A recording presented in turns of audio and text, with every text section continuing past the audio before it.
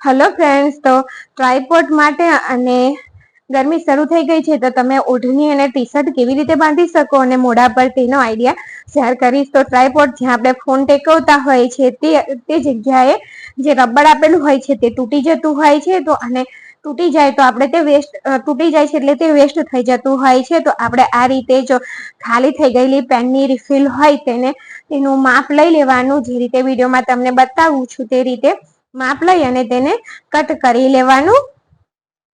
જો આ રીતે આટલી તેનું માપની જ આપણે કટ કરી દીધી છે. અને વધારે જાડી રિફિલ હોય ને તો થોડી તેને આ રીતે આપણે શાંતિથી દબાવી દઈશું, જેથી તે ઇઝીલી ચોંટી શકે અને તમને ફોન પણ ટેકવવામાં સરળતા રહે. તો આપણું આ ટ્રાયપોડ નકામું ના થાય ને બિલકુલ યુઝફુલી થઈ જાય. તો અહીંયા હું ફેવિકિક લગાવી રહી છું અને ફેવિકિક લગાવી અને તેની ઉપર આપણે આ રિફિલનો જે કાપેલો ભાગ છે તેને ચોંટાડી દઈશું અને થોડી વાર માટે તેને રહેવા દઈશું. એટલે બિલકુલ ઇઝીલી આપણે ફોન રાખવા માટેનું સ્ટેન્ડ ફરીથી તૈયાર થઈ જશે. અને બીજું ધ્યાન રાખજો કે તેને ભીનું નથી કરવાનું, ભીનું કરશો તમે તો તે ઉખડી જશે. તો જો થોડી વાર પછી તમને બતાવ્યું કે તે બિલકુલ ચોંટી ગયું છે અને ઉખડતું નથી.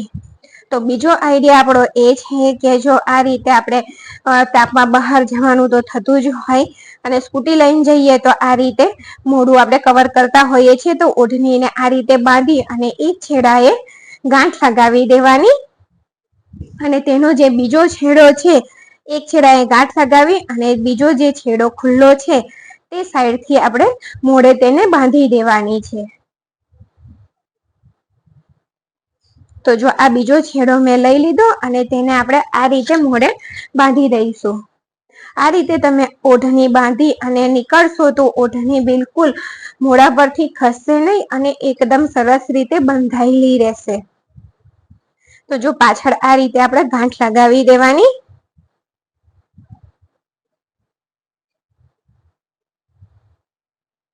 તો અહીંયા જો સરસ રીતે બે ગાંઠ મેં લગાવી દીધી છે. ત્યાર પછી ઓઢણીનો જે ગાંઠ મારેલો છેડો છે તેના બે છેડા છે તેને એક ભાગ આપણે હાથમાં લઈ અને આ રીતે તેને માથા ઉપરથી પસાર કરી દેવાનું છે.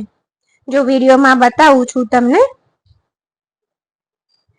તો બિલકુલ યુનિક અને ઈઝી ઓઢણી બાંધવાનો આ તરીકો છે અને આસાનીથી તમે બાંધશો અને તે છૂટશે પણ નહીં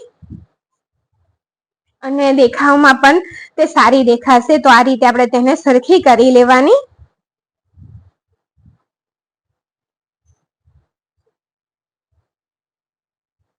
જો તમે જોઈ શકો છો અને બીજો આઈડિયા ઓઢણી બાંધવા માટેનો છે. તો તમે આ રીતે બીજી આ રીતે તમે ઓઢણી બાંધી શકો છો. ઓઢણીને આ રીતે માથા ઉપર લઈ લેવાની અને છેક છેલ્લો છેડો હોય ત્યાંથી જ આપણે લેવાનો. તે છેડો પાછળના ભાગ સુધી જાય આપણે ત્યાં ગાંઠ લગાવવાની છે. અહીંયા જો આ રીતે ગાંઠ લગાવી દેવાની અને વધેલો જે ભાગ હતો તેને આગળ લઈ આવવાનો અને જે બીજો મોટો ભાગ છે તેને આ રીતે આપણે મોઢાથી કવર કરી અને પાછળની સાઈડ માથાના ભાગમાં તેને ગાંઠ લગાવી દેવાની અને પાછળનો ભાગ અને આગળનો ઓઢણીનો જે ભાગ બંને ઓઢણીના ભાગ જે વધ્યા છે તેને આગળ પણ આ રીતે ગાંઠ લગાવી દેવાની, જેથી ઓઢણી ઉડશે નહીં અને કઈ ભરાવાની પણ ઝંઝટ નહીં રહે અને એકદમ સરસ રીતે તમે તેને બાંધી શકશો. જો તમે જોઈ શકો છો. ત્યાર પછીનો આઈડિયા એ બિલકુલ જ નવો છે કે આ રીતની ટી શર્ટ તમારા ઘરે હોય